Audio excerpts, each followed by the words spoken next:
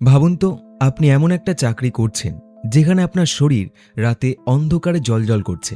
সবাই ভাবছে এটা খুব সুন্দর, কিন্তু আপনি জানেন না এই আলো ধীরে ধীরে আপনার শরীরের ভেতর থেকে মেরে ফেলছে। এটা কোনো হরর মুভির গল্প না, এটা দ্য রেডিয়াম গার্লসের সত্যি ঘটনা। 1920 আমেরিকায় অনেক তরুণী মেয়েকে চাকরি দেওয়া হয়েছিল ঘড়ির ডায়ালে এমন একটা রং লাগানোর জন্য যা অন্ধকারে জ্বলত। এই রংটার নাম ছিল রেডিয়াম পেইন্ট। তখন মানুষ ভাবত রেডিয়াম খুব মডার্ন, কুল, এমনকি সেফ।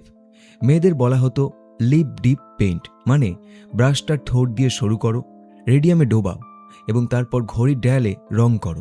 আর এই কাজটা তারা দিনে শত শত বার করত, মানে তারা অজান্তেই প্রতিদিন একটু একটু করে রেডিয়াম গিলছিল।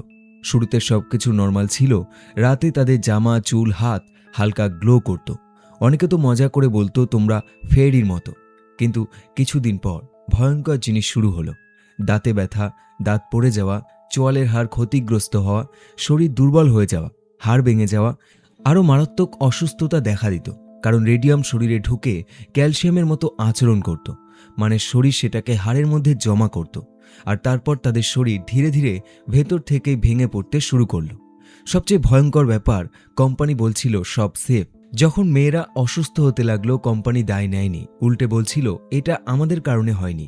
কিন্তু কিছু সাহসী মেয়ে চুপ করে মরেনি। তারা আদালতে যায়, অসুস্থ শরীর নিয়েও তারা লড়াই করে পুরো সিস্টেমের বিরুদ্ধে। আর সেই লড়াই আমেরিকার ওয়ার্কপ্লেস সেফটি ল বদলে দিতে সাহায্য করে। দ্য রেডিয়াম গার্লসের গল্প আমাদের একটা বড় শিক্ষা দেয়, সব চকচকে জিনিস নিরাপদ নয়। আর প্রফিট যখন মানুষের জীবনের চেয়ে বড় হয়ে যায়, তখন ট্র্যাজেডি তৈরি হয়। ওরা রাতে জ্বলতো, মানুষ বলতো কি সুন্দর, কিন্তু কেউ জানতো না সেই আলোই ধীরে ধীরে তাদেরকে মৃত্যুর দিকে ঠেলে দিচ্ছে। এমন আরও অজানা সত্যি আর নাড়া দেওয়া গল্প জানতে চাইলে লাইক, শেয়ার আর সাবস্ক্রাইব করতে ভুলবেন না।